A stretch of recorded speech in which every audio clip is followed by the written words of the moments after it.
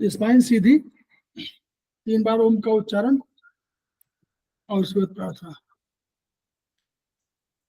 ओम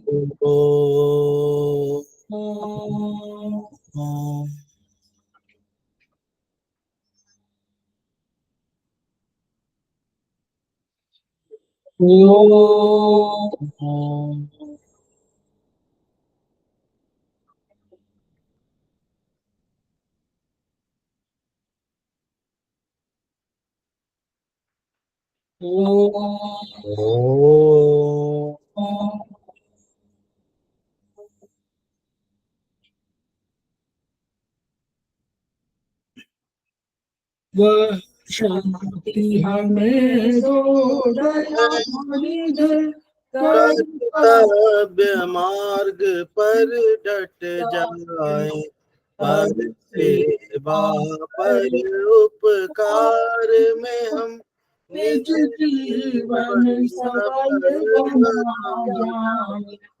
वह शांति हमें दो दयामणि दे, कर्तव्य मार्ग पर डट जाए, हम दीन दुखी विकलों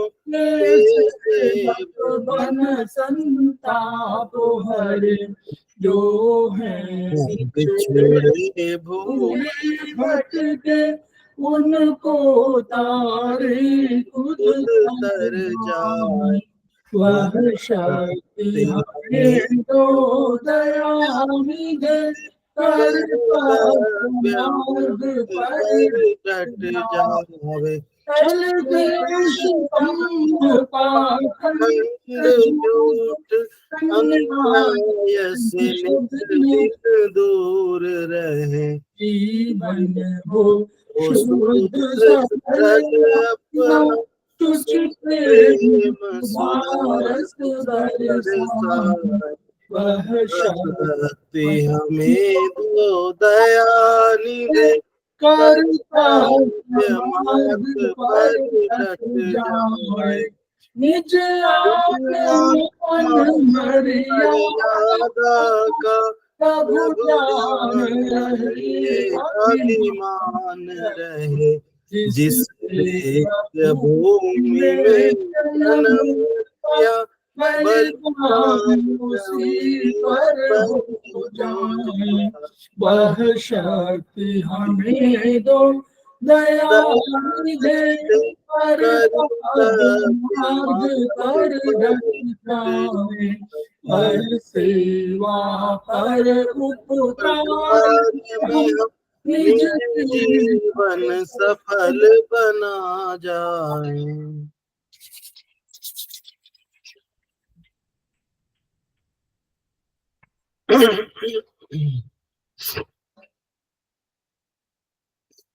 हमारी क्लासेस में आप सभी का स्वागत है। हमारे बीच में श्रीमती वर्षा श्रीवास्तव, उपाध्यक्ष समवाय फाउंडेशन उपस्थित हैं, का स्वागत है। हमारे बीच में श्री के तिवारी उपस्थित है, सेमेस्टर 4 के स्टूडेंट हैं और हमारे समवाय फाउंडेशन के प्रमोटर हैं, उनका स्वागत है। हमारे बीच में निरंजन गुप्ता जी उपस्थित हैं, सेमेस्टर 6 उन्होंने किया हुआ है एसपस में, कैंपस कोर्स में, और वो आज हमारे फैकल्टी हैं, उनका स्वागत है। हमारे बीच में सुनीता श्रीवास्तव सेमेस्टर 2 की उपस्थित हैं, उनका स्वागत है। हमारे बीच में ब्रजमोहन कुशवाहा जी उपस्थित हैं, सेमेस्टर 2 के हैं, उनका स्वागत है। हमारे बीच में अमरेंद्र कुमार राय उपस्थित हैं, वो सेमेस्टर 2 के स्टूडेंट हैं, उनका स्वागत है। हमारे बीच में प्रतिमा राज जी उपस्थित है, सेमेस्टर 1 के स्टूडेंट हैं, उनका स्वागत है। हमारे धनंजय सिंह उपस्थित हैं, जो समवाय फाउंडेशन के उपाध्यक्ष, जो कोषाध्यक्ष हैं और सेमेस्टर 6 कर चुके हैं, उनका स्वागत है। हमारे बीच में नीतू जैन जो उपस्थित हैं, वे सेमेस्टर 4 के स्टूडेंट हैं और समवाय फाउंडेशन के प्रमोटर हैं, उनका स्वागत है। हमारे श्री श्याम क्लिनिक विजिटर, उनका नाम आया हुआ है। नाम अपना इंडिविजुअल नेम दे दीजिएगा, तभी हो पाएगा, क्योंकि थोड़ा सा वो लगता है ना, ये कमर्शियल एंगल से है। तो और बस इतने लोग, इन सभी का स्वागत है। इसके अतिरिक्त अगर किसी ने ज्वाइन किया हुआ, उन सभी का स्वागत है। तो हम लोग समवाय फाउंडेशन के सदस्य हैं और एक्यूप्रेशर शोध प्रशिक्षण एवं उपचार संस्थान प्रयागराज से संबद्ध है। वहां के 3 मनीषियों के हम ऋणी हैं। वे मनीषी हैं ब्रह्मलीन MP खेमका सर, हैं आदरणीय JP अग्रवाल सर, जो वर्तमान में एस्पस के अध्यक्ष भी हैं, और तीसरे हैं एपेक्स बॉडी के chairman Shri SS Saraf sir. इनके अतिरिक्त अन्य गुरुओं से भी हमने शिक्षा ग्रहण किया है, उनके प्रति भी हम आभार प्रदर्शित करते हैं और श्रद्धा व्यक्त कर रहे हैं। संस्थान का एक उद्देश्य है, एक मोटो है, each one reach one, each one teach one, each one treat one. उसी उद्देश्य को, उसी मोटो को आपके माध्यम से जन जन जागरण अभियान के तहत ले जाने का हमारा उद्देश्य है, और हमें विश्वास है कि आपके माध्यम से इस विधा का लाभ केवल आपको ही नहीं, आपके परिवार को ही नहीं, बल्कि समस्त पीड़ित मानवता को मिलेगा, ऐसा हमारा विश्वास है। तो इन्हीं शब्दों के साथ जो लोगों ने बाद में ज्वाइन किया है उनका भी स्वागत है। संजय कुमार जी हैं, सेमेस्टर 3 के स्टूडेंट हैं, उनका स्वागत है। और तो हम लोग बात कर रहे हैं, निरंजन जी हमारे बीच में हैं, उनका स्वागत है। जी जी नमस्ते। उन्होंने कल भी क्लास लिया हुआ था और आज भी वो चाइनीज पर, जो चाइनीज मेरिडियन है उसके बारे में पहले भी क्लास हुए थे। आप लोग उन वीडियो को देख सकते हैं। वो सेमेस्टर वाइज जो भी हमारे वीडियो रिकॉर्डिंग है वो अवेलेबल है, एक्यूसूत्र बाय अरविंद में उसका दिया हुआ है, और उसमें सेमेस्टर वाइज दिया हुआ है, और जो प्रैक्टिकल है उन प्रैक्टिकल का अलग से दिया हुआ है। तो जो प्रैक्टिकल है उनको आप देख सकते हैं। चाइनीज पर हम लोगों ने पहले भी निरंजन जी ने 2-3 लेक्चर चाइनीज पर दिए थे मेरिडियंस के संबंध में, तो आप उसको देखेंगे और ये जो क्लास है इसको जब सुनेंगे तो आपको लगेगा कि हाँ ठीक है, आपको काफी कुछ आ गया है। फिर हम लोग अगली बार जो उनको अवसर देंगे वो हम लोग आयुर्वेदिक मेरिडियंस पर अधिक चर्चा करेंगे, क्योंकि उसके अपोजिट फ्लो वगैरह के संबंध में हम लोगों को कम जानकारी मिलती है। तो निरंजन जी का स्वागत है, उनको मैं दे रहा हूँ। Over to Niranjan. धन्यवाद सर। कक्षा में प्रवेश करें उससे पहले अपने गुरुजनों को याद करते हुए, नमन करते हुए इस कक्षा में प्रवेश करेंगे हम लोग। आदरणीय MP Khemka sir, JP Agarwal sir और जितने भी संस्थान के टीचर्स हैं, उन सभी गुरुओं को नमन करते हुए हम लोग इस कक्षा में प्रवेश करेंगे। और इसी के साथ हम आप सभी साथियों का स्वागत करते हैं आज की कक्षा में। और आज की कक्षा में मेनली जो हम लोग बात करने जा रहे हैं, ऊर्जा प्रवाह पथ की बात करने जा रहे हैं कि अभी से इससे पहले हम लोगों ने जिस फॉर्मूलाज वगैरह को जानने का कोशिश किया, थोड़े बहुत कुछ जो डायग्नोसिस पैटर्न TCM विद्वानों ने बताए हैं, तो उनको समझने का हम लोगों ने काम किया कि शरीर मनुष्य का जो है वो बहुत जटिल है और बीमारी उससे भी जटिल है, और एक चिकित्सक को वहां तक पहुंचना है तो उसके लिए वो सब पैटर्न हम लोगों को समझना बहुत ज्यादा जरूरी है। तो डायग्नोसिस के पैटर्न को समझने के साथ साथ हमारे लिए उपचार प्रबंध और उपचार का एप्लीकेशन पार्ट वो भी बहुत महत्वपूर्ण है, क्योंकि अगर हम बीमारी को समझ लेते हैं, हमारे पास पॉइंट भी है, लेकिन एप्लीकेशन पार्ट अगर हम ठीक से नहीं कर पाते हैं तो कहीं ना कहीं किसी न किसी लेवल पे हम जाके फेल कर जाते हैं। अगर हमारी पॉइंट एप्लीकेशन से, अगर हमारी अच्छी लोकेशन अगर हम करेक्ट लगा पाते हैं किसी पॉइंट पे, अगर उससे हमें रिजल्ट 100% मिलना है, तो अगर थोड़ी बहुत पॉइंट की 19-20 होती है तो उससे थोड़ा रेशियो कम हो जाता है हमारा। तो कोशिश करेंगे हम लोग कि इस क्लास के माध्यम से, इससे पहले भी हम लोगों ने प्रैक्टिकल सेशन का TCM का ब्योल का हम लोगों ने लिया है क्लास, उसको आप लोग देखेंगे।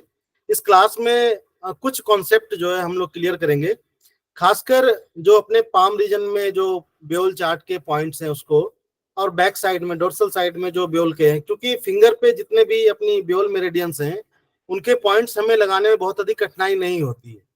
कठिनाई इसलिए नहीं होती है क्योंकि यहाँ पे जगह जगह लोकेशन कह सकते लैंडमार्क है।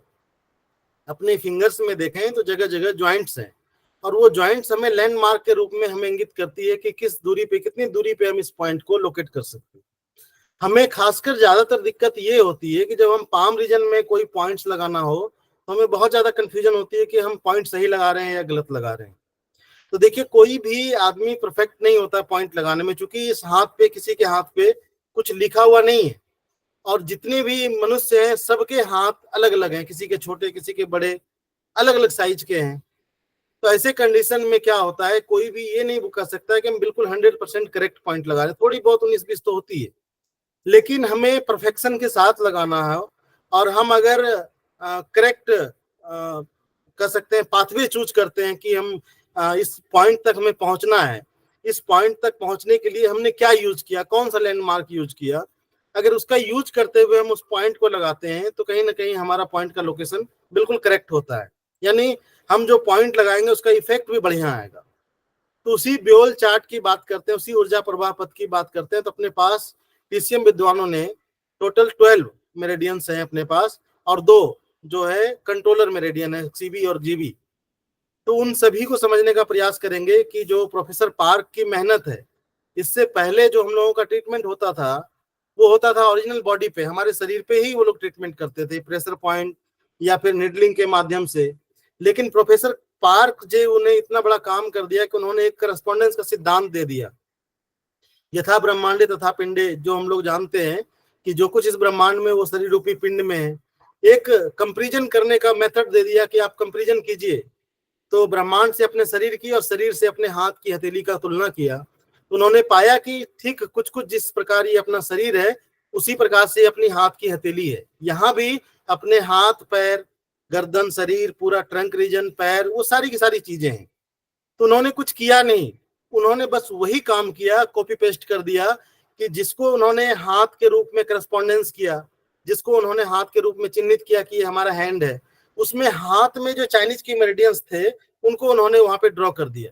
और ड्रॉ करके उनके पॉइंट्स को बता दिया कि अगर आप बॉडी पे नहीं करना चाहते हैं, जटिल है, उसको सरल रूप में उन्होंने ब्योल में कर दिया। यहाँ तो कर सकते हैं, इजी हो जाएगा, ढूंढने में भी आसानी और पॉइंट एप्लीकेशन में भी आसानी। तो उसी ब्योल चार्ट के पॉइंट को समझने का प्रयास करते हैं। तो उससे आगे की बात करें, इससे पहले हम आपसे पीपीटी शेयर करते हैं, अपना स्क्रीन शेयर करते हैं, उसके बाद आगे की बात करते हैं आपसे। हमारी आवाज क्लियर आ रही होगी आप सब तक? ठीक है।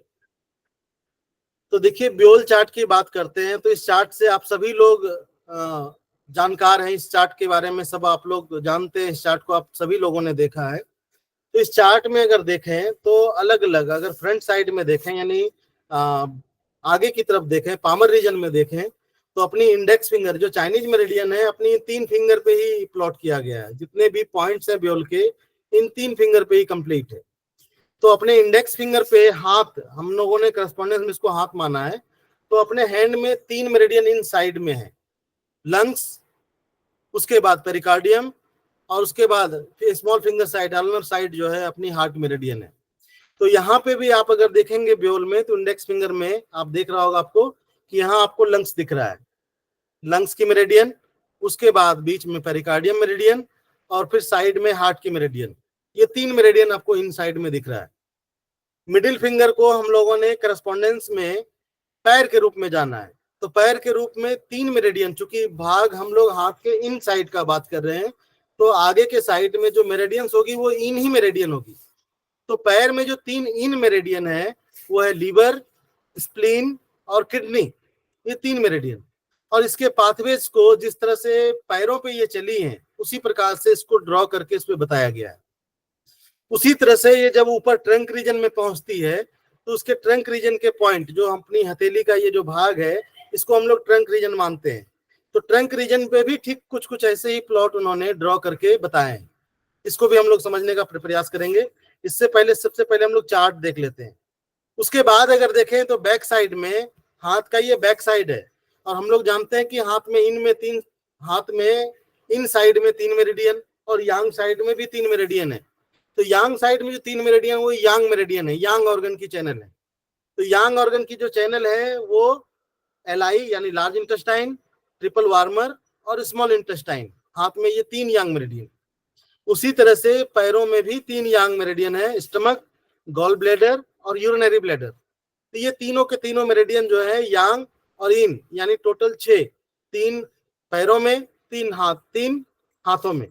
तो इस तरह से इन और यांग, यानी टोटल 6 मेरिडियन इन है, 6 मेरिडियन यांग है। उसी तरह से आप अगर देखेंगे अंगूठे में, तो कुछ कुछ ऐसा ही करस्पॉन्डेंस हम लोगों ने पढ़ा है। तो यहाँ पे भी शरीर पे जो चैनल जहां से स्टार्ट हो रहा है, उसी करस्पॉन्डेंस के माध्यम से इसके चार्ट को ड्रॉ किया गया है। जैसे आप देख रहे होंगे कि आईज, जहां पे हमारा आई का करस्पॉन्डेंस है, वहां पे आपको दिख रहा होगा यहाँ से स्टमक की मेरिडियन स्टार्ट हो रही है उसके ठीक नीचे से।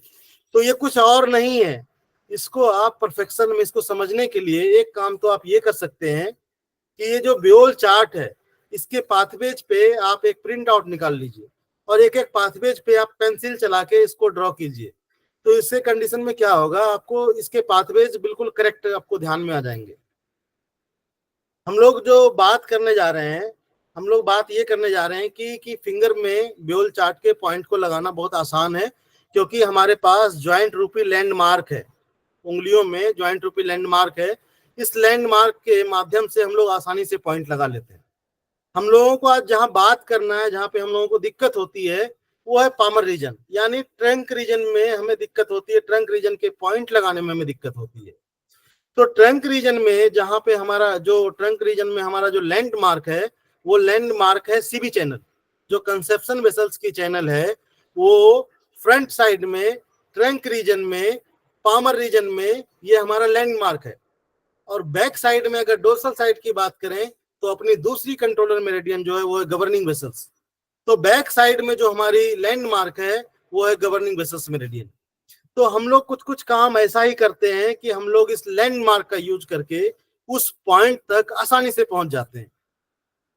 आपको अगर अच्छे से पॉइंट एप्लीकेशन सीखना है, तो उसके लिए आपको थोड़ा मेहनत करना पड़ेगा। मेहनत ये करना पड़ेगा कि देखिए, सबकी पाम की जो लंबाई चौड़ाई होती है वो अलग होती है। जैसे फीमेल्स का देखें तो बहुत छोटा पतला इस तरह से होता है, किसी मेल का देखें तो उसकी हथेली बहुत चौड़ी होती है। तो उसमें बहुत अधिक कठिनाई नहीं होगी। जैसे जैसे आप इसके चीजों को सीखेंगे, जैसे अनुमान आपको हो जाएगा, अनुभव हो जाएगा, तो आप जो डिस्टेंस है उसको मेंटेन करना आपको समझ में आ जाएगा, कैसे डिस्टेंस करें। लेकिन इससे पहले आपको अपने हथेली में इसका अनुभव हो जाना चाहिए। तो सबसे पहले आपको क्या करना चाहिए, अगर आपको टीसीएम के पॉइंट एप्लीकेशन को करेक्ट लगाना है, तो सबसे पहला काम आपको ये करना चाहिए कि आपको कंसेप्शन वेसल्स के पॉइंट को ड्रॉ करना चाहिए। तो सबसे पहले क्या करें, आप अपनी हथेली में, आप देख पा रहे होंगे बिल्कुल सेंटर में हम सीबी लाइन के पास हैं, हम कलर से यहाँ पे बता रहे हैं आपको। देखिए सीबी का CB1 है और बिल्कुल हथेली का ये सेंटर रीजन है, यहाँ से सीबी चैनल अपनी स्टार्ट हो रही है। तो आपको कुछ करना नहीं है, एक लाइन ड्रॉ कर दीजिए आप इंची के माध्यम से, एक सेंटर लाइन खींच दीजिए यहाँ से। तो आप पाएंगे हथेली का जो ये नीचे वाला रीजन है, आपको यहाँ दिख रहा होगा कि ये रीजन इस तरह से स्टार्ट हो रही है और इधर से भी आके यहाँ पे जुड़ रही है। तो ये जो इस तरह से यहाँ पे भी इस चार्ट में भी दिख रहा होगा, आप अपनी हथेली में भी दिखेंगे, तो इस तरह का कर्वेचर आपको दिख रहा होगा अपने हाथ में। तो आप पेन या कोई चीज, या सपोज डेट कर सकते हैं, अपने पास प्रोब है तो प्रोब भी चलाएंगे तो एक जगह इधर से इधर लाएंगे और इधर से लाएंगे तो एक जगह आके ये रुकेगा।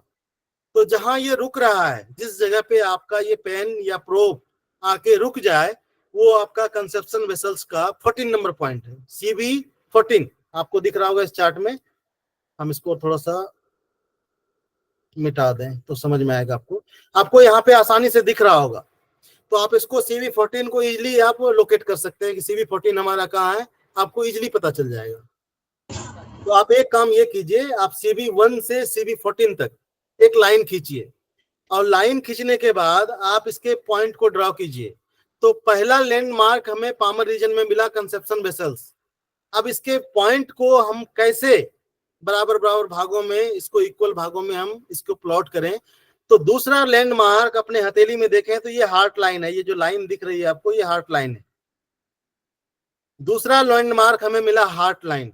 अब क्या करना है आपको यहाँ CB1 से स्टार्ट करना है। CB1 से लेके CB4 तक के पॉइंट को अगर देखें तो बिल्कुल इक्वल डिस्टेंस में इसको प्लॉट किया गया है।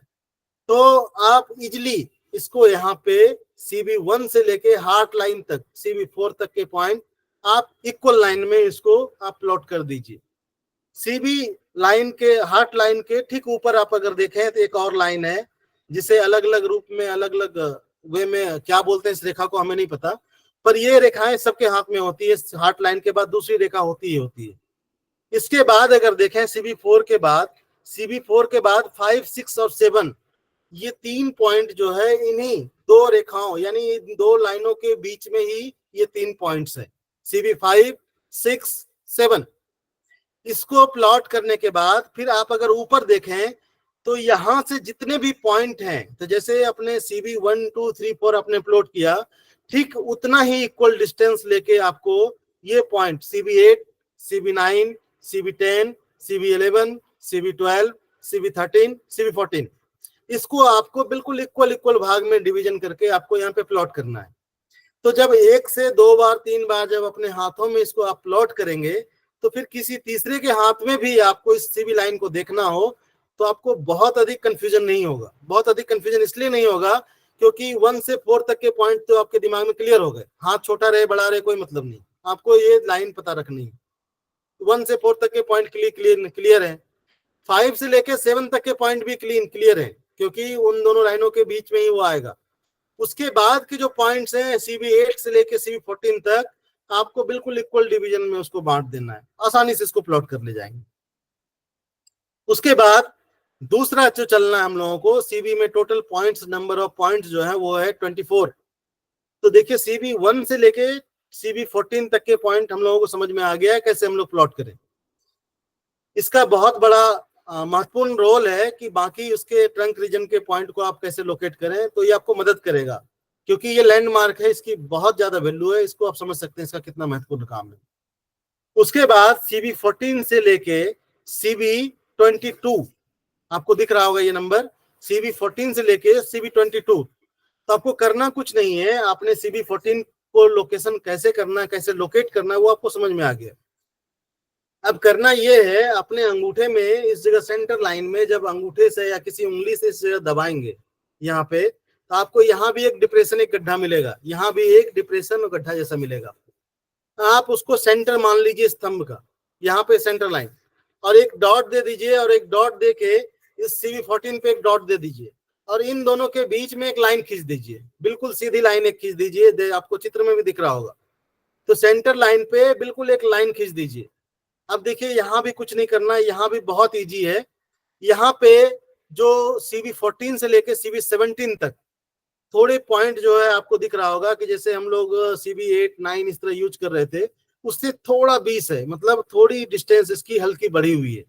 लेकिन CB17 के बाद CB18, 19, 20 सब की जो डिस्टेंस है वो बिल्कुल ठीक इक्वल है, यानी जो पहले आपने लगाया ठीक उसी तरह से उसी डिस्टेंस में है।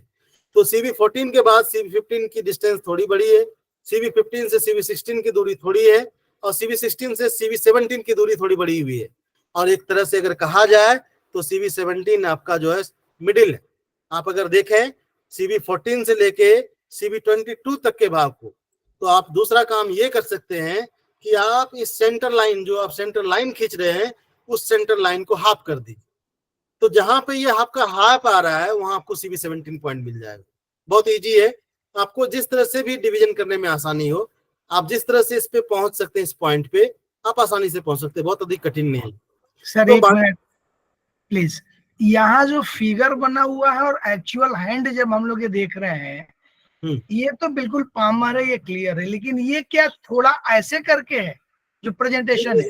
इसको जो है आप थोड़ा सा अंगूठा जो है ना वो मूव किया हुआ दिखता घुमा है, के देखना पड़ेगा थोड़ा, वो एंगल घुमा के मूव दिखता है, लेकिन जब आप अंगूठा ऐसे रखते हैं ना, आप अपने टाइटिशियम में, चाइनीज में जो सुजोक आप लोगों ने पढ़ा है, उसमें 2 तरह के करस्पॉन्डेंस आप लोगों ने पढ़ा है, स्टैंडर्ड और इंसेक्ट, है ना, पढ़ा है आप लोगों ने। तो स्टैंडर्ड करस्पॉन्डेंस में क्या करते हैं, हमें ऊपर का उपचार अगर करना है आंख नाक कान का, तो अपने अंगूठे को कैसे रखते हैं आप, ऐसे रखते हैं, ऐसे रखते हैं कि नहीं सुजोक में जी। तो जस्ट लाइक ऐसे ही समझिए, इसको सीधा मान लीजिए, और यहाँ पे जब आप इस तरह से दबाएंगे इस तरह सेंटर में, तो यहाँ भी आपको एक गड्ढा मिलेगा। आप अगर ढूंढे, आप सभी लोग देखें यहाँ पे दबा के, तो आपको मिलेगा, यहाँ पे मिलेगा, और उस जगह पे दर्द भी मिलेगा आपको अगर दबाएंगे तो इस सेंटर लाइन को इसको मिला दीजिए और इसका हाफ कर दीजिए। अगर बहुत अधिक CB17 की डिस्टेंस को मेंटेन करने में दिक्कत हो तो आप इसको हाफ कर दीजिए, बिल्कुल सेंटर में आपको CB17 मिल जाएगा। ठीक सर, ठीक है। तो देखिए CB17 आपको मिल गया, चूंकि इसको बताना इसलिए इम्पोर्टेंट था। हाँ जी सर, एक और बात सर, ये 14 यहाँ पर है, 15, 16, 17 पर बिल्कुल हाफ तो नहीं हो रहा सर इसमें, और नहीं फिर वो नहीं बाकी के पॉइंट नियरेस्ट आ रहे हैं सर। नहीं नहीं नहीं नहीं, उसमें हाफ नहीं आएगा। हम अभी आपको बताते जा रहे हैं, आप थोड़ा सा पेशेंस रख के सुनिए तो ओके क्लियर हो सर, जाएगा। ओके बाद में हम लोग डिस्कशन करेंगे ना, क्वेश्चन से आंसर सेशन में आप जो पूछेंगे हम उसका आंसर करेंगे, चिंता मत कीजिए। थोड़ा कॉन्सेप्ट समझ लीजिए ना तो आपको पकड़ में आ जाएगा हम कैसे करें। तो इसको देखिए, CV17 को अगर हम ढूंढ लेते हैं, इसको इसलिए हम बताए आपको कि आप देख रहे होंगे CV14 से लेके 17 तक, यानी 15, 16 और 17 इन तीनों के बीच में ही देखिए काफी गैप है। तो इसलिए आपको बताया कि इसको ढूंढने का आसान तरीका है, इसको हाफ कर दीजिए आप, तो CV17 मिल गया। और CV17 से लेके 18, 19, 20, 21, 22, 22 जो है हमारा बिल्कुल आपकी जो कह सकते हैं ये जो ज्वाइंट है आपका थंब का, इसी जगह पे, इसी ज्वाइंट पे ही CV22 पॉइंट है। तो बहुत अधिक कठिन नहीं होगा आप लोगों के लिए, बहुत इजी होगा ढूंढने में। तो इसको बराबर बराबर भागों में CV17 से लेके CV22 तक, यानी 4 पॉइंट जो आ रहा है CV18, 19, 20, 21, इनको बिल्कुल बराबर बराबर भागों में बांट दीजिए। तो CV14 से लेके CV22 तक के पॉइंट को इस तरह लोकेट कर सकते हैं। उसके बाद फिर आप ऊपर चढ़ें तो हम लोगों को पता है कि बॉडी में, अपने शरीर में जो क्लासिकल मेरिडियंस हैं, उसमें कंसेप्शन वेसल्स की जो लास्ट पॉइंट है CV24, वो हमारे लिप्स के ठीक नीचे इस रीजन में आके यहाँ पे समाप्त हो रही है। तो आपको भी इस करस्पॉन्डेंस में पता है कि इस जगह पे अगर आप देखें करस्पॉन्डेंस अगर बनाएं तो इस जगह पे लिप्स यानी माउथ के ठीक नीचे का भाग ये लिप्स वाला भाग होगा। तो यहाँ पे आपको CV24 नंबर पॉइंट दिख रहा है। इस बीच में यहाँ पे कोई पॉइंट नहीं है, यानी CV22 के बाद अपने इस थर्ड रीजन यानी करस्पॉन्डेंस में जिसको हम लोग गला मानते हैं, इस रीजन में कोई पॉइंट नहीं। उसके बाद नेक्स्ट पॉइंट जो हमारा CV23 है वो बिल्कुल अपर ज्वाइंट के पास, इस ज्वाइंट में सेंटर में CV23। और CV23 से एक मैग्नेट का गैप ऊपर ले लें, एक मैग्नेट का गैप ऊपर ले लें, तो यहाँ पे आपको कंसेप्शन वेसल्स का CV24 नंबर पॉइंट मिल जाएगा। तो देखिए, सबसे पहले अगर आप इसको ढूंढना समझ गए, इसको लोकेट करना समझ गए, तो बाकी के पॉइंट को आप कैसे लोकेट कर सकते हैं उसको बताते हैं। तो देखिए, यहाँ आपको ट्रंक रीजन में दिख रहा होगा, कंसेप्शन वेसल्स के ठीक बगल में जो मेरिडियन हमारी चल रही है वो चल रही है किडनी मेरिडियन, आपको दिख रहा होगा। और यहाँ जो पॉइंट हो रहे हैं यानी फिंगर तक हमारे पॉइंट है 10, और 10 के बाद फिंगर के बाद पामर रीजन में जो हमारा किडनी का पॉइंट स्टार्ट हो रहा है 11, 12, 13, 14, 15, 16, 17, 18, 19, 20 और 21 आपको यहाँ दिख रहा होगा। तो आप ये बताइए हमें, अगर आपके कंसेप्शन वेसल्स के पॉइंट आपने अगर फाइंड आउट अच्छे से कर लिया, तो क्या किडनी के पॉइंट को ढूंढना बहुत अधिक कठिन है क्या? कठिन नहीं है। क्यों कठिन नहीं है? क्योंकि एक तो आपको दो लैंडमार्क यहाँ भी दिखते हैं। एक लैंडमार्क आपका CV चैनल है, और दूसरा लैंडमार्क जो है ये जो आपकी मिडिल फिंगर है, इस मिडिल फिंगर के अगर बिल्कुल इस लाइन को अगर देख लें तो कुछ कुछ इसके बगल से ही, CV चैनल के ठीक बगल से ही आप अगर देखें तो मुश्किल से मुश्किल हाफ मैग्नेट का गैप, हाफ मैग्नेट से थोड़ा बहुत 19-20 हो सकता है, उतनी ही गैप पे आपको दूसरे बगल में किडनी मेरिडियन दिख रही है। तो अगर किडनी मेरिडियन के कोई पॉइंट आपको लगाना है, सपोज डेट मान के चलिए किडनी का के 16 नंबर पॉइंट लगाना है, अगर हमने CV8 पॉइंट ढूंढ लिया है अपनी हथेली में, तो क्या हमें किडनी 6 लगाने में कोई प्रॉब्लम होगी? कोई प्रॉब्लम नहीं होगी। हमें पॉइंट लगाने में, पॉइंट ढूंढने में कोई दिक्कत नहीं होगी। तो ये दो बहुत ही महत्वपूर्ण कह सकते हैं लैंडमार्क है। एक कंसेप्शन वेसल्स, यानी फर्स्ट में जो हमारा लैंडमार्क है वो है कंसेप्शन वेसल्स, और दूसरा लैंडमार्क है हमारा जो है ये मिडिल फिंगर, और तीसरा जो लैंडमार्क है वो है हमारी किडनी मेरिडियन। किडनी मेरिडियन, ये किडनी मेरिडियन ठीक पैरेलल चल रही है आपकी किसके? कंसेप्शन वेसल्स, यानी CV चैनल के ठीक पैरेलल में ये मेरिडियंस चल रही है। तो ये हमारी मदद करेंगे। ये दोनों लैंडमार्क बहुत ही महत्वपूर्ण है। सबसे पहले कंसेप्शन वेसल्स, उसके बाद किडनी। तो इसके पॉइंट को देखें तो पैरेलल चलती है, और पैरेलल CV14 के ठीक बगल में आपको यहाँ दिख रहा होगा, इसके ठीक बगल में यहाँ किडनी का K21 पॉइंट आपको दिख रहा है। उसी तरह से फिर ये मेरिडियंस के पॉइंट आपको दिख रहा होगा, किडनी मेरिडियन जो है ये इसकी इसी के हिसाब से फिर ये आपके चेस्ट रीजन में आप लोगों को पता है, गले के ठीक नीचे जो क्लेविकल बोन है, इस जगह पे किडनी का K27 पॉइंट जो है समाप्त होती है। तो आपको यहाँ पे इस चैनल पे आपको दिख रहा होगा किडनी के मेरिडियन, हम आपको दिखा देते हैं। ये देखिए किडनी का चैनल जो है यहाँ से चला और बिल्कुल आप ये मानते हैं ना इसको क्लेविकल बोन के ठीक नीचे का भाग है। तो देखिए आपको दिख रहा होगा सीबी किडनी 21 के ठीक पैरेलल, वहां से ये फिर इधर नीचे थोड़ी सी मुड़ गई, यानी कहा जाए तो वहां से किडनी 21 से ये थोड़ा नीचे की ओर आती है, यानी सीबी 15 से थोड़ा नीचे आएगा और नीचे से होते हुए कह सकते हैं कि सीबी जो स्टमक का ST20 पॉइंट है, ST20 और 21, इन दोनों के बीच से ये मूव करते हुए सीधा आपके अंगूठे की तरफ जाती है। तो यहाँ से K21 के बाद जो किडनी का पॉइंट है, तो हमें इस लाइन को ड्रॉ करने में या देखने में बहुत अधिक दिक्कत नहीं होगी। इसलिए दिक्कत नहीं होगी कि किडनी 21 तक का पॉइंट जो है बिल्कुल क्लियर है, इजी है। 21 किडनी का पॉइंट जो है उसको ढूंढ लेंगे। 22 में भी बहुत अधिक कठिनाई नहीं है। क्यों? क्योंकि यहाँ पे हमारा कंसेप्शन वेसल्स का CB16 नंबर पॉइंट है, CB16, और CB16 के ठीक हाफ मैग्नेट का नीचे गैप चले जाएं तो आपको उसके ठीक नीचे किडनी का 22 नंबर पॉइंट मिल जाता है। 22 के बाद 23, 24, 25, 26, 27, और बिल्कुल देखिए आपका सीबी चैनल उसके बिल्कुल पैरेलल ये सारे के सारे पॉइंट हैं, तो आसानी से इसके पॉइंट को आप ढूंढ लेंगे। उसी तरह से इसके बगल में आप देखें, किडनी मेरिडियन के ठीक बगल में देखें तो आपका स्टमक चैनल है, और स्टमक चैनल अगर आप देखें, इस चैनल जो जा रही है चैनल, सॉरी एक अभी रहने दो। आप लोगों को आवाज आ रही है हमारी? Yes sir, yes sir. ठीक ठीक है, सॉरी थोड़ा फोन आ गया था, डिस्टर्बेंस हो गया। तो देखिए आपको किडनी मेरिडियन के बाद आपकी दूसरी चैनल जो है वो स्टमक चैनल। अब स्टमक चैनल को देखें तो स्टमक चैनल को भी ढूंढना बहुत आसान है, कठिन नहीं है। आप अगर देख रहे हैं तो स्टमक चैनल भी सीबी किडनी के पैरेलल ही है, लेकिन यहाँ से एक मैग्नेट की डिस्टेंस पे है, ये एक मैग्नेट का यहाँ से डिस्टेंस है। इस मेरिडियन को अगर आप देखें तो इसमें क्या करना है आपको, जैसे आपको सीबी स्टमक के अगर पॉइंट लगाना है, स्टमक चैनल के पॉइंट लगाना है, तो आप देखें आपकी जो ये मिडिल फिंगर है, आपकी ये जो मिडिल फिंगर है, आप अगर सेंटर लाइन में देखें तो जो सेंटर लाइन में जो आपकी मेरिडियंस चल रही है वो है लीवर, और इसके ठीक सामने देखें, अगर इसी के सामने एक लाइन खींच दें, इस जगह पे एक सेंटर लाइन खींच दें, तो इसी सेंटर लाइन में आपको दिख रहा होगा कि स्टमक मेरिडियन चल रही है। और यहाँ पे भी अगर देखें सामने से, यानी वर्टिकली अगर देखें तो आपके मिडिल फिंगर के ठीक सीधे चले जाएं, इस मिडिल फिंगर के सेंटर लाइन से ऊपर की ओर जाएं तो आपको स्टमक चैनल यहाँ पे दिखता है पाम पे। और इसके पॉइंट को अगर हमें वर्टिकली, तो हम लोगों ने देख लिया, ये मिल गया हमें स्टमक चैनल, लेकिन हॉरिजॉन्टली हमें इसके पॉइंट को ढूंढना है, तो इसके लिए हमें सीबी लैंडमार्क मिल जाता है, हमें किडनी लैंडमार्क मिल जाता है। तो आप देख रहे होंगे सीबी का 2 और किडनी का 11 नंबर पॉइंट, उसके ठीक सामने स्टमक का ST30 पॉइंट है।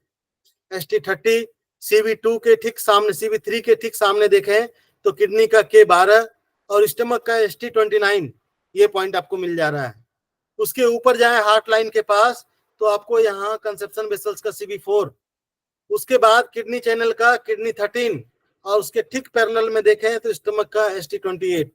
तो इस तरह से देखिए आपने एक चैनल को लैंडमार्क किया, दूसरे चैनल को आसानी से ढूंढ लिया, फिर तीसरा पॉइंट जो है आपको ढूंढने में बहुत अधिक कठिनाई नहीं होगी। और इसको वर्टिकली हॉरिजॉन्टली अब हम लोगों ने क्या किया कि जब तक सीबी मेरिडियन को हम लोगों ने सेंटर में देखा, उसके हाफ मैग्नेट गैपिंग लेके हम लोगों ने पैरेलल किडनी मेरिडियन को लिया। अब यहाँ से हम लोगों को क्या करना है, हम लोगों को वर्टिकली एक लैंडमार्क लेना है। तो वर्टिकली लैंडमार्क हम लोगों ने क्या लिया, मिडिल फिंगर का सेंटर, इसको सेंटर मान के एक लाइन खींच दिया। तो ऐसे कंडीशन में हमें ये वर्टिकली ये स्टमक मेरिडियन का पाथवेज मिल गया। अब इसके पॉइंट को हमें ढूंढना है तो हॉरिजॉन्टली चलना है। हॉरिजॉन्टली हम देखेंगे किसके सामने, कंसेप्शन वेसल्स का कौन कौन सा पॉइंट आ रहा है, सीबी का कौन कौन सा पॉइंट आ रहा है, किडनी के उसके सामने का कौन सा पॉइंट आ रहा है। तो आप देख पा रहे होंगे कि बिल्कुल पैरेलल में आपको सीबी, किडनी, स्टमक, इसके पॉइंट आसानी से मिल जाएंगे, आपको इजिली ढूंढ लेंगे आप। तो ये 3 चैनल के पॉइंट आप आसानी से यहाँ तक आपने देख लिया। स्टमक का आपको यहाँ जो पॉइंट दिख रहा है वो आप देख पा रहे हैं कहाँ तक, ST19 आपको दिख रहा होगा, ST19। उसके बाद स्टमक का जो पॉइंट है यहाँ से आप अगर देखें तो स्टमक का 18 नंबर पॉइंट यहाँ से शुरू हो रहा है। हम कलर थोड़ा चेंज कर देते हैं, आपको समझ में आएगा। स्टमक का 18 नंबर पॉइंट यहाँ से स्टार्ट हो रहा है, यानी 19 तक के पॉइंट जो है हमारे यहाँ तक थे, और 19 के बाद फिर सीधे 18 नंबर पॉइंट जो है हमें यहाँ मिल जाएगा। हमें कुछ करना नहीं है, आपको दिख रहा होगा सीबी का 17, किडनी का K22 आपने ढूंढ लिया। उसके ठीक नीचे हाफ मैग्नेट का गैप लेके आए तो बिल्कुल हाफ मैग्नेट का, चूंकि आप अगर देखें तो बहुत अधिक स्पेस नहीं बचता है अपने पास, तो बिल्कुल हाफ मैग्नेट नीचे चले जाएं तो आपको स्टमक का 18 नंबर पॉइंट मिल जाएगा। और फिर यहाँ से आपको सीबी और किडनी मेरिडियंस के जो पॉइंट है वो आपको पॉइंट लोकेट करने में आसानी हो जाती है, इससे बहुत कठिन नहीं होता, इजीली हो जाता है। तो आप देख पा रहे होंगे 18, 17, 16, 15, 14, 13 के बाद बाहर आए, यहाँ पे ऊपर चढ़े तो ST12 बिल्कुल ज्वाइंट पे आ रहा है। और 12 के बाद फिर आप अगर देखें तो ST11 थोड़ा सा बगल होके यहाँ से थोड़ा सा ये अंदर की तरफ चली जाती है। यहाँ पे ST11 के बाद जो 12 के बाद 11 है, ज्वाइंट पे ही दोनों आता है। उसके बाद आप अगर देखें तो फिर आपका 10, 9 और फिर इस तरह से 8, 7, 6, 5 करते हुए बिल्कुल आपके आइज के पास आ जाती है। तो इस तरह से आप आसानी से स्टमक मेरिडियन के अलग अलग पॉइंट्स को इस सीबी किडनी चैनल के माध्यम से वहां तक पहुंच सकते हैं, बहुत अधिक कठिन नहीं। उसके बाद पामर रीजन में आप देखें तो तीसरी मेरिडियन अपनी स्प्लीन, और स्प्लीन का चैनल जो है वो आप आसानी से ढूंढ लेंगे, क्योंकि ये मिडिल फिंगर में अगर देखें तो ये इस साइड से चल रही है। तो जो स्प्लीन चैनल है आप इसके पैरेलल में एक लाइन यहाँ से सीधे खींच दीजिए। तो कहाँ तक खींचें आप अगर देखें तो इसके क्रॉस में अगर आप देखें तो आप इसको लैंडमार्क मान सकते हैं स्प्लीन का, क्योंकि यहाँ पे ये कर्वेचर चेंज करती, मूवमेंट करती है, आप देख पा रहे होंगे इसको। तो ये जो सीबी का 19 नंबर, सीबी का 9 नंबर पॉइंट है, CB9 आप देख पा रहे होंगे, CB9 इससे थोड़ा ऊपर, मतलब कह सकते हैं CB9 से हाफ मैग्नेट ऊपर चले जाइए, हाफ मैग्नेट के आसपास, और एक सीधी लाइन खींच दीजिए यहाँ से। तो या फिर दूसरा लैंडमार्क आप उससे अच्छा है, हम थोड़ा इसको मिटा रहे हैं इसको, इससे अच्छा लैंडमार्क आपके लिए ये होगा, सॉरी,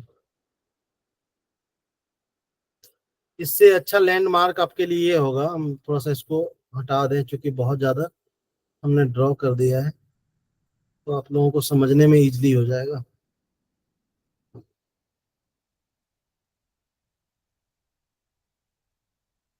थोड़ा चार्ट हम लोग क्लीन कर देते हैं तो आप लोगों को आसानी होगी देखने समझने में।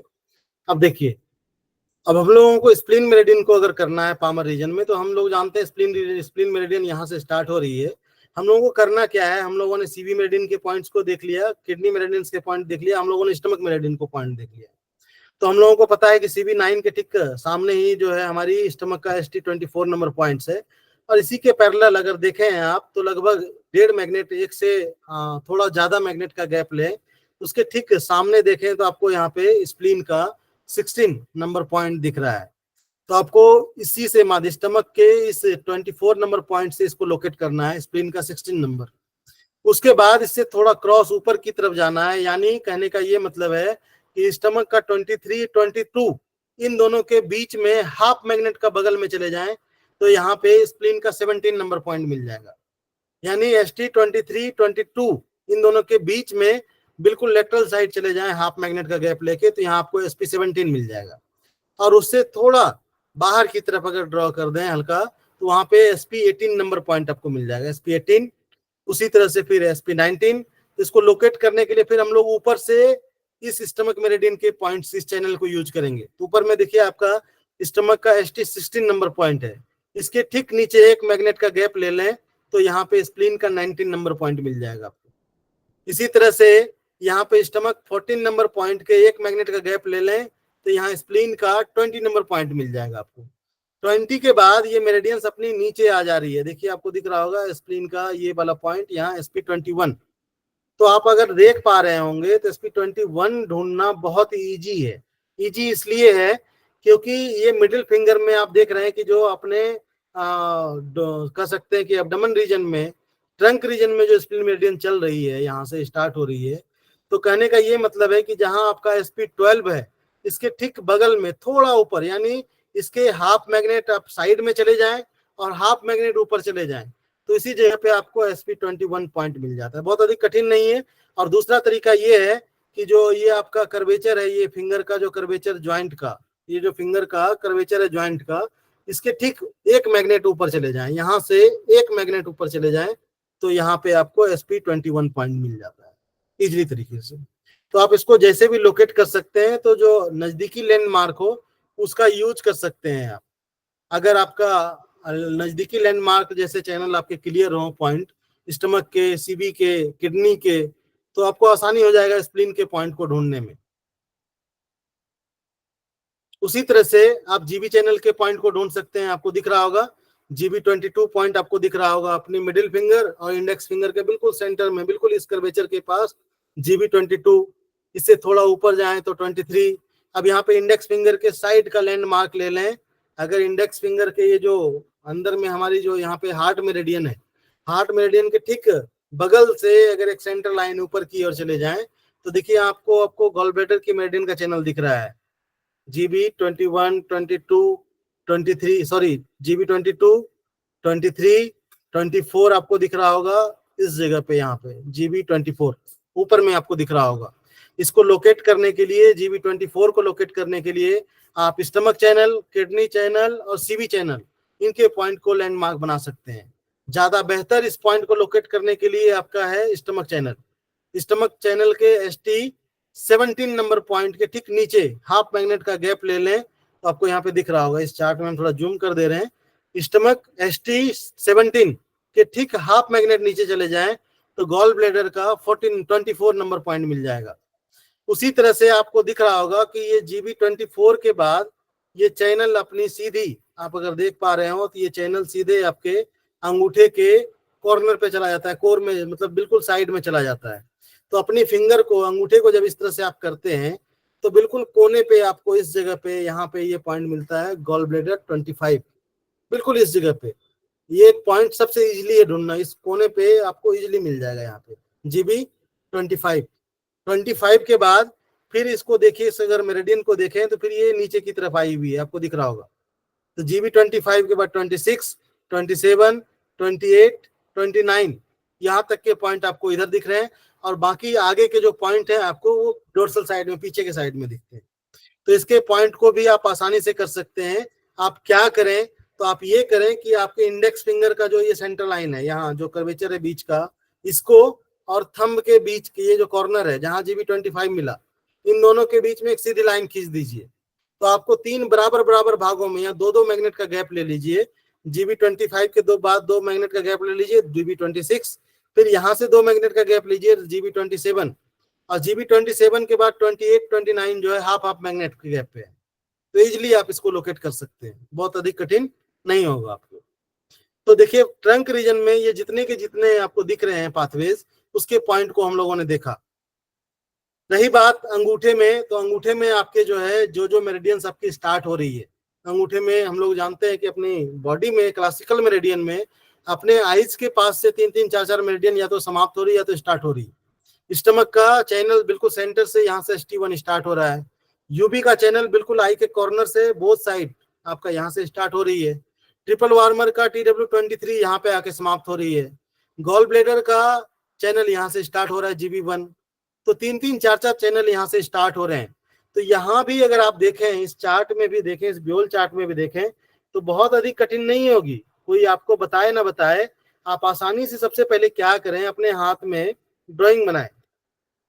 किसका ड्राइंग बनाएं? आंख, नाक, कान, मुंह परफेक्ट रूप से बनाएं, परफेक्ट ड्राइंग बनाएं इस पे करस्पोंडेंस। और ठीक उसके बगल से ही इनके मेरिडियंस के जो पाथवे शुरू हो रहे हैं उसको ड्रॉ करें। तो आपको दिख रहा होगा यहाँ पे GB1 पॉइंट दिख रहा है आपको, यहाँ पे 23 पॉइंट दिख रहा है आपको, यहाँ पे ST1 पॉइंट दिख रहा है आपको, और यहाँ UB1 पॉइंट दिख रहा है। तो देखिए ये सारे के सारे पॉइंट जो है, यहाँ नहीं कहने का ये मतलब है कि इनके बीच में ही हमारी आइज है। इस जगह पे ये हमारी आइज, आप अगर ध्यान दें इस तरह से हमारी आइज है यहाँ पे, और इसके ठीक नीचे से स्टमक का ST1 स्टार्ट हो गया, स्टमक चैनल। ये हमारा गॉल ब्लैडर, ये हमारा हो गया ट्रिपल वार्मर, ये हमारा हो गया यूबी चैनल। आप देखें तो बहुत अधिक कठिन नहीं है। यहाँ के पॉइंट को भी एप्लीकेशन में यूज करना, पॉइंट को लोकेट करना बहुत अधिक कठिन नहीं, लेकिन आपको ड्राइंग आनी चाहिए, आपको ड्राइंग समझ में आनी चाहिए। उसके पॉइंट को देख के आप आसानी से यहाँ के सारे पॉइंट आप लगा सकते हैं। चलिए हम लोग थोड़ा गवर्निंग वेसल्स के चैनल को देख लें 10 मिनट।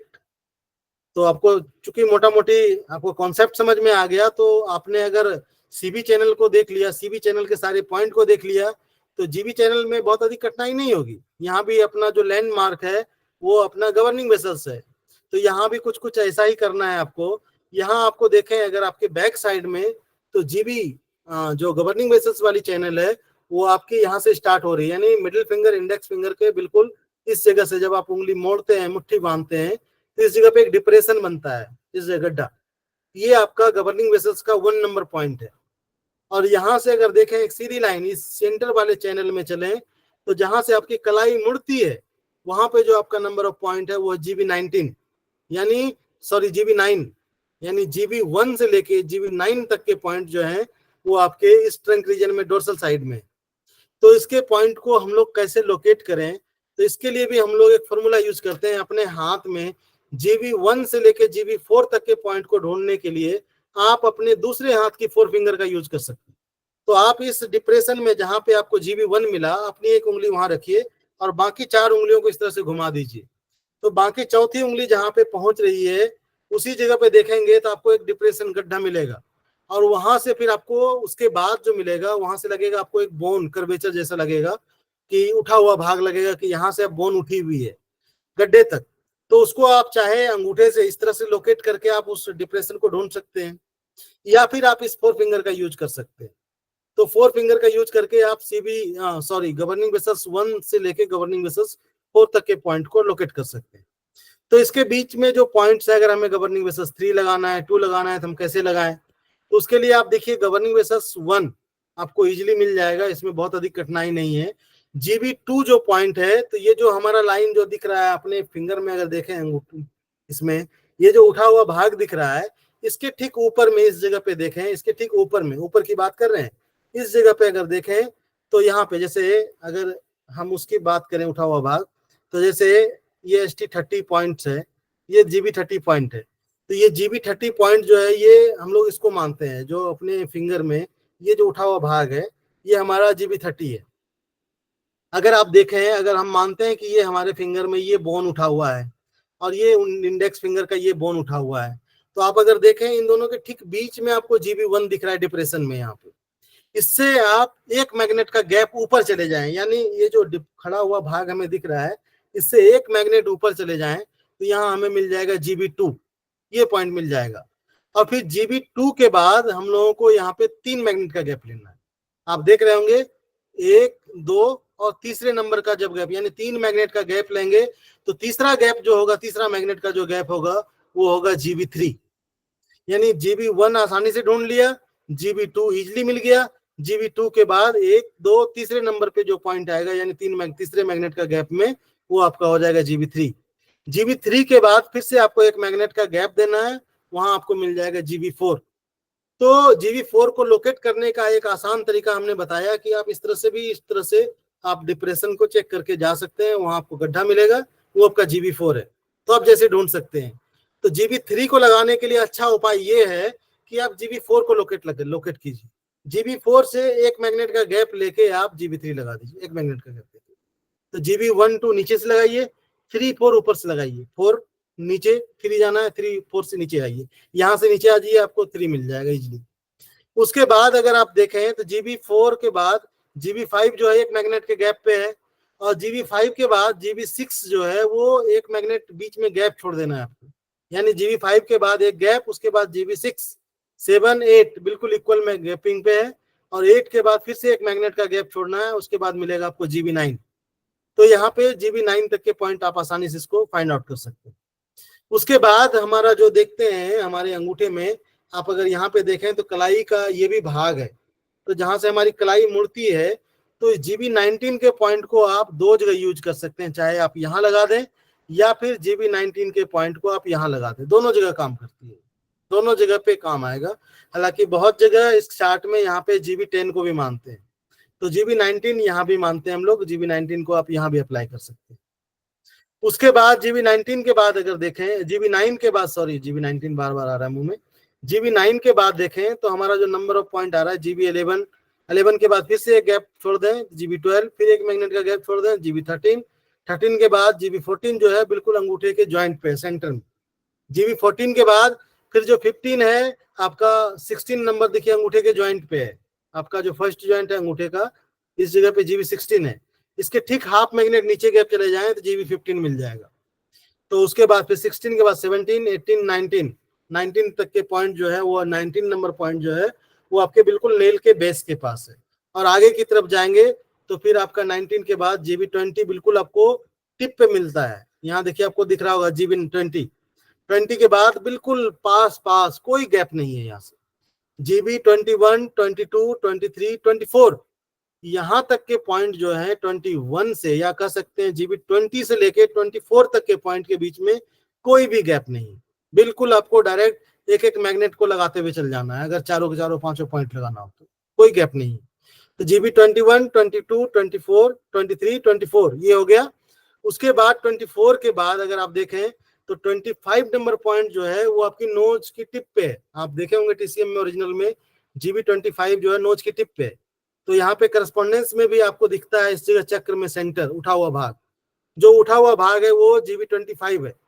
तो वहां पे आप आसानी से 25 लगा दीजिए, 26 उसके ठीक नीचे, 27 थोड़ा और नीचे, तो 25 इस तरह से लोकेट कर लीजिए आप आसानी से, कोई दिक्कत नहीं होगी इसमें। इसी तरह से आप यांग में देखें तो जैसे हमने गवर्निंग वेसल्स को लैंडमार्क बनाया, उसी तरह से उसके ठीक बगल में आप देखें तो यूबी चैनल गया हुआ है। तो आपको दिख रहा होगा, बहुत अधिक कठिन नहीं है। आप देखें GB1 के ठीक सामने UB35, GB2 के सामने देखें तो UB34 और UB30। तो जैसे आपको UB34 लगाना है तो हाफ मैग्नेट का गैप में UB34 आ गया। इससे और हाफ मैग्नेट का और गैप ले लें, यानी अगर हमें 34 नहीं लगाना है UB का, हमें UB30 लगाना है, तो ऐसे कंडीशन में क्या करेंगे, हमें एक मैग्नेट का गैप लेना चाहिए। GB2 से एक मैग्नेट का गैप ले लीजिए, एक मैग्नेट से थोड़ा प्लस, तो ऐसे कंडीशन में आपको मिल जाएगा UB30। और अगर दूसरा देखें, इसमें वर्टिकली देखें तो ये आपके मिडिल फिंगर का देखिए सेंटर लाइन है, इस लाइन से भी एक लाइन खींच के आप इसके पॉइंट को देख सकते हैं। UB17 से लेके UB30 तक के पॉइंट्स आपको इसमें मिल जाएगा। और यहाँ गवर्निंग वेसल्स के अलग अलग पॉइंट्स आपको लैंडमार्क करेंगे इस UB चैनल के पॉइंट तक पहुंचने के लिए। तो कहने का ये मतलब है, इस तरह से गैपिंग आप एक एक मैग्नेट की मेंटेन करके आसानी से उस पॉइंट तक पहुंच सकते हैं। जैसे हमें GB7, UB9, UB43 3 पॉइंट्स लगाना है, तो हम बिल्कुल बराबर एक एक मैग्नेट का गैप कर देंगे, लगभग एक मैग्नेट नहीं हाफ मैग्नेट का। यहाँ पे चूंकि बहुत अधिक गैपिंग नहीं होती, यहाँ पे दिख रहा है चार्ट में थोड़ा बड़ा दिख रहा है, लेकिन कहा जाए तो हाफ मैग्नेट के आसपास, हाफ मैग्नेट से थोड़ा बहुत 20 कर सकते हैं, बहुत अधिक नहीं।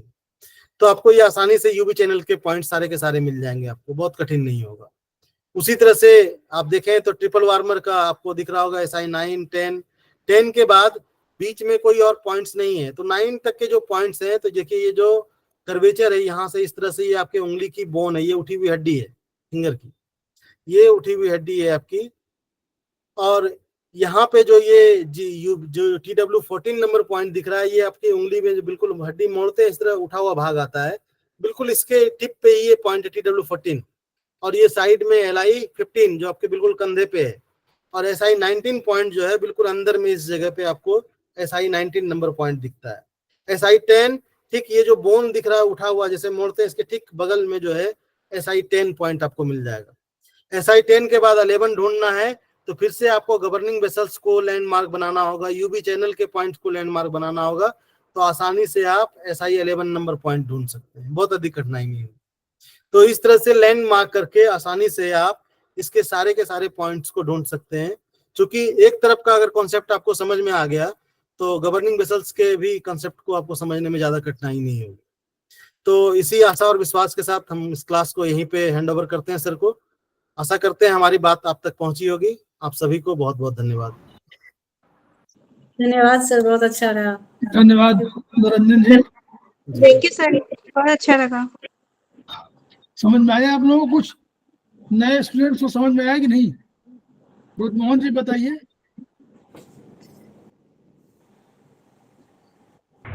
सर समझ में आ रहा है सर। थैंक यू सर, बहुत अच्छा है।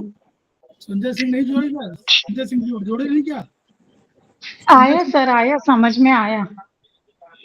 आया? चलिए जी सर। ऐसे देखिए, कोई पूरा क्लास में कोई चीज प्रैक्टिकल है तो इसको इससे बेहतर समझाना संभव नहीं है, क्योंकि ये ऑफलाइन क्लास नहीं है, ऑनलाइन क्लास है। तो इसमें कंसेप्ट कि कैसे आपको सिलेक्शन करना है, कैसे आपको ढूंढना है वो आपको अगर मालूम होगी तो लैंडमार्क को आप याद करिए, अपना खुद देखिए और कोशिश करिए कि जब एक चैनल पे हो तो उसी चैनल पे रहिए और उस चैनल के सारे पॉइंट आप लोकेट कर लीजिए। तो कम से कम, और पहला कंसेप्ट वही कि हमको अपनी बॉडी का याद रखना है कि हमारी कौन से मेरिडियन कहाँ से कहाँ जा रही है और कैसे वो टर्न कर रही है, वो ऊपर ऊपर कब जा रही है, सामने भाग में कब आ रही है, कब पीठ में जा रही है। अगर हमको ये आइडिया थोड़ा सा रहेगा तो हम लोकेट, उंगलियों में यहाँ जैसे अंगूठे में कौन से पॉइंट्स आने चाहिए, कौन से आएंगे, कौन सी मेरिडियन आएंगी, इतना रहेगा तो फिर हम लोग लोकेट कर लेंगे आसपास। और बहुत अधिक स्पेस है नहीं तो बहुत गलती होने की संभावना नहीं है। दूसरा जो है पॉइंट ये है कि जैसा भी हम लोग कह रहे हैं कि अगर कभी आपको लग रहा है तो कि हमारा पॉइंट थोड़ा सा गलत लग गया है, तो कभी ये चिंता मत करिएगा कि गलत, क्योंकि पॉइंट जो है, पॉइंट हमारे बहुत सूक्ष्म है ना, उसको एक्यू कहा गया है। तो एक्यू पॉइंट बहुत सूक्ष्म है और हमारा मैग्नेट तब भी उतना सूक्ष्म है, वो दिखाई पड़ रहा है हमको। पॉइंट्स हमारे बहुत सूक्ष्म है, तो कभी ऐसा मत सोचिएगा कि ये पॉइंट हमारा छूट गया।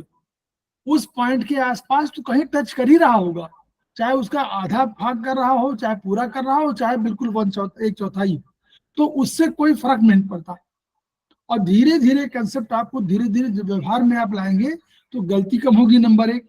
नंबर 2, अवधारणा मन में होनी चाहिए। हम लोग मन भी पढ़ते हैं ना आयुर्वेद में, तो मन की अवधारणा में हमको लगना चाहिए कि हमने पॉइंट सही लगाया है, तो उसका रिजल्ट भी ठीक होता है।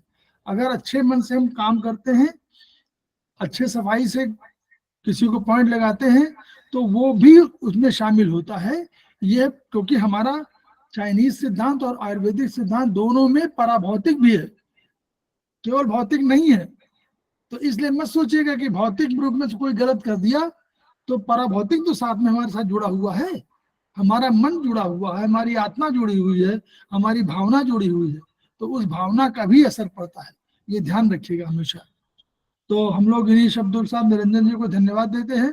धन्यवाद सर। सब लोगों ने खूब एंजॉय किया। अब आप अगली बार जब भी क्लास होगी, जो मेरिडियन की क्लास होगी, उसमें हम लोग कोशिश करेंगे कि आयुर्वेदिक की मेरिडियंस पर चर्चा हो और आयुर्वेदिक में भी उन मेरिडियंस पर अधिक चर्चा हो जो हमको कठिनाई से समझ में आते हैं।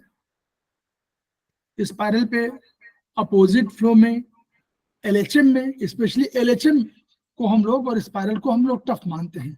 तो एलएचएम और एलएचएम का अपोजिट फ्लो और स्पाइरल का अपोजिट फ्लो, और जो हम लोग शुरू के मेरिडियन बताएंगे उनमें हम लोग सरसरी निगाह से बता देंगे, सो दैट। और आप लोग रिक्वेस्ट ये है कि क्वेश्चंस बहुत अधिक उसमें करेंगे तो फिर विषय जो है वो कम हो जाए, मतलब विषयांतर होता है ना, तो जो बोल रहा है वक्ता वो ध्यान भटकता है, फिर वो अपने बात पर कायम नहीं रहता है। तो इसलिए कोशिश करिए कि क्वेश्चंस बाद में 5 मिनट के लिए समय दे दें, या जैसे अभी कोई क्वेश्चन हुआ हो तो अगली बार जब निरंजन जी की क्लास आएगी तो उसमें की पर हम लोग चैप्टर 18 पर होगा, तो उस समय आप समय 5 मिनट के लिए अपना आराम से सारे क्वेश्चंस जो हैं आप दे दीजिए, वो हो जाएगा। प्लस क्वेश्चंस आप अपने ग्रुप में अगर डाल देंगे तो भी उसका, हमने अपना ग्रुप, इसको समवायी का ग्रुप नहीं खोला हुआ है, लेकिन semester 1, semester 2, semester 3, semester 4, semester 5 खोला हुआ है। जहां कहीं आपको लग रहा है प्रॉब्लम है तो हम, कोई बात नहीं, उसमें निरंजन जी को जोड़ देंगे और आपको उत्तर मिल जाएगा। तो वहां भी आप उत्तर ले सकते हैं। पढ़िए, आपस में डिस्कशन करिए। इसमें हमारे तमाम लोग बैठे हुए हैं, बड़े विद्वान भी हैं, जैसे अनीता जी हैं, एक दूसरी अनीता जैन मैडम, दोनों आरती मैडम है। तो ये सब लोग विद्वान लोग हैं, बैठे हुए हैं, इनको अधिक मालूम है, कम नहीं मालूम है। तो इनसे भी आप प्रेरणा लीजिए, ये भी बताएंगे आपको। चाइनीज में तो स्पेशली सभी बहुत ट्रेंड है, आयुर्वेदिक में भी बहुत से वो है, केवल थोड़ा सा स्पाइरल का ही, अपोजिट स्पाइरल स्पेशली वही सब थोड़ा टफ होता है, तो उनसे भी मदद लीजिए। सीनियर लोगों का, तो तिवारी जी बैठे हुए हैं, थ्योरी में कोई पूछना हो तो आप तुरंत उनसे पूछ लीजिए। नीतू जी बैठी, सुधा पाटिल बैठी, जितने लोगों ने हमारे पढ़ाया हुआ है वो सब लोग विद्वान हैं, तो उनसे प्रेरणा लीजिए। उसमें थ्योरी वाले पार्ट पर, प्रैक्टिकल वाले पार्ट में जब कभी होगा या चाइनीज का कोई ऐसा पॉइंट होगा तो निरंजन जी को उसमें जोड़ दिया जाएगा। लेकिन इंटरेक्ट करिए, मैं चाहता हूं कि देखिए, हमको वैसे नंबर सिस्टम पर ये वो नहीं है कि 90% है तो बहुत अच्छा स्टूडेंट है, ऐसा कोई नहीं है, अवधारणा नहीं है। लेकिन अवधारणा ये है कि जब आप पढ़ रहे हैं तो मन से पढ़िए, और मन से पढ़िए तो मन से एग्जाम दीजिए, और जब मन से एग्जाम देंगे तो आपको मन से नंबर भी मिलेंगे। बस ये चाह रहे हैं कि इसमें, क्योंकि आपको परफेक्ट होना है। परफेक्ट कैसे हो जाता है बताने की जरूरत नहीं, सभी लोग विद्वान हैं, सभी लोग जानते हैं। तो इस पर हम लोग कोशिश करेंगे कि हम लोग हर चीज को पढ़ें, आपस में खूब इंटरेक्ट करिए। अभी बहुत समय है, 15 तारीख के पहले क्लासेस नहीं शुरू होने जा रही, 15 से, तो आप इसका यूज कर सकते हैं खूब बढ़िया से। ठीक है, चलिए, बहुत बहुत। प्रशांत जी भी ज्वाइन किए क्या? हमने पहले से ज्वाइन किए हुए हैं। प्रशांत जी का प्रश्न नहीं आया ना, हमने इसलिए हमने कहा नहीं सर, ठीक है सर। सेकंड सेमेस्टर में सर ज्वाइन नहीं है, वहाँ उसमें ऐड कर दीजिए। सेकंड सेमेस्टर में सर ऐड नहीं है आपके ग्रुप में, उसमें ऐड कर दीजिएगा। तो कोई बात नहीं, जो देखिए, जब कोई ग्रुप में जो ऐड नहीं है, हम कोशिश करते हैं कि सबको ऐड कर दें, लेकिन जो कोई नहीं है तो वो अपने किसी साथी को बता देगा। तो जैसे बहुत से लोगों ने ज्वाइन किया तो अपने साथियों को बता दिया, उन्होंने कहा कि हमको इनको ज्वाइन करा दीजिए, ऐसे हम भी ज्वाइन करा देंगे, आप उसकी चिंता मत करिए। लेकिन सब लोग इंटरेक्ट करिए, और अच्छे सार्थक इंटरेक्शन चाहिए, और उसमें कोशिश करिए कि ना धन्यवाद बोलना पड़े आपको, ना आपको गुड मॉर्निंग बोलना पड़े, ना गुड नाइट बोलना पड़े, कुछ मत बोलिए। कोई सहायता कर रहा है तो उसमें बार बार थैंक यू मत बोलिए, कोई फायदा नहीं है। थैंक यू वगैरह सब हृदय में होता है, मन में, हमारे मन है और आत्मा है। तो हम लोग बाहर प्रदर्शित कर ही नहीं रहे। भौतिक पराभौतिक हमारे पास है, इतने बड़ा पराभौतिक लेके हम बैठे हुए हैं, कहीं पराभौतिक इतना बड़ा है कहीं? तो हम लोग आत्मा में रखें और मन में रखें सारे धन्यवाद को, सारे भावनाओं को। तो इसलिए कोशिश करिए मत लिखिए। और इस क्लास में भी जब आप बहुत प्रसन्न हो, तो जब क्लास खत्म हो तो मार उसमें जो क्या बोलते हैं, ये इसको मैं जानता नहीं इमोजी बोलती क्या, मैं इसके बिल्कुल विरुद्ध हूँ। मैं धन्यवाद भी नहीं चाहता, बहुत नमस्कार नहीं चाहता, बहुत नहीं चाहता। आप अपने हृदय में रखिए भावना, और जब कभी बोलना हो तो ये लास्ट में, बीच में आप जो करते हैं ना तो डिस्टर्ब दूसरे होते हैं। अब आप देखिए बहुत से क्लासेस में होता है, बीच में ही बोलने रहते हैं, वो बोले थैंक यू सर, नमस्कार सर, ये सर। अब होता क्या है, दूसरा जो आदमी देखता है वो उसको डिस्टर्ब होता है, हम उसको बाद में कैंसिल करते रहते हैं, अपने स्क्रीन से हटाते रहते हैं। तो ऐसा मत करिए। ये हम लोग आधुनिक संसार में है, कोई बहुत अधिक थैंक यू बोले में क्या हुआ, धन्यवाद और थैंक यू तो बहुत दिल वो है, हृदय में आप रखिए, बस इतना बहुत है। ठीक है, तो कोशिश करिए। हम लोग फिर कल मिलते हैं। कल हम लोगों का 5:30 से क्लास शुरू होगा। कल अनीता मैम का क्लास है, अरे परसों, कल तो छुट्टी है, कल रक्षाबंधन है, कल की छुट्टी है, परसों से क्लास शुरू होगा। तो परसों हमारा 20 तारीख को पहले अनीता मैम का क्लास है, वो सेमेस्टर 2 ट्रीटाइज 7 चैप्टर 5, तो थोड़ा सा अंश रह गया है तो 5 हो जाएगा। उसके बाद नेक्स्ट डे से फिर प्रोफेसर ओझा, सुषमा ओझा मैडम का क्लास शुरू हो जाएगा डायग्नोसिस पर। उनको 5 क्लास दिए गए हैं, तो 5 क्लासेस में डायग्नोसिस आप लोग कर लीजिएगा। पहली क्लास के बाद आप लोगों को जो इम्पोर्टेंट लगे, आपको जो लगे कि वो जरूर पढ़ना चाहते हैं, पहले उस पर आप बता दीजिएगा, कहीं भी ग्रुप में, इंडिविजुअल में, तो फिर मैडम से कह करके उनको जरूर कर लिया जाएगा। ठीक है। और निरंजन जी की क्लास जो है, एक क्लास पहले होगी चाइनीज की, जिसमें चैप्टर 18 वाला होगा। उसके बाद 2-3 क्लासेस होनी है जो मेरिडियन पर होनी है, तो 3 क्लासेस मेरिडियन की होंगी। तो उसमें आप लोग गंभीरता पूर्वक, जो पहले वाला क्लास था, अगर उसकी आप सुन लेंगे, क्योंकि सब ग्रुप में लिखा हुआ है, तो आप उसको सुन लीजिए, प्रैक्टिकल में सब दिया हुआ है, तो उन प्रैक्टिकल को आप थोड़ा सा एक बार सुन लेंगे तो आपको अधिक कंसेप्ट क्लियर होगा। तो जब आप यहाँ बैठेंगे तो आप लोग अपोजिट फ्लो और स्पाइरल और एलएचएम, ठीक है, एलएचएम में हम लोग कंफ्यूज कर जाते हैं ना, तो एलएचएम में हम लोग कंफ्यूज कर जाते हैं, क्योंकि वो कंसेप्ट थोड़ा सा शुरू में वो रहता है। और जो लेडीज है वो एक आध कौन सा कोई खरबूजा तरबूजा ना पड़े क्या तिवारी जी, एक बता रहे थे ना कि हमारे हम लाएंगे। खीरा से भी चलेगा हाँ? सर ने खीरा से भी चलेगा। हाँ, खीरा चल जाएगा, तो खीरे के रूप में भी हो जाएगा, तो उससे कम एलएचएम जो है कंसेप्ट क्लियर हो जाएगा, उसमें कोई दिखा भी देगा कि हाँ ऐसे करिए। ठीक है, चलिए बहुत बहुत धन्यवाद हम लोग। Thank you so much. Thank you sir, प्रणाम सर। प्रणाम सर। Thank you sir.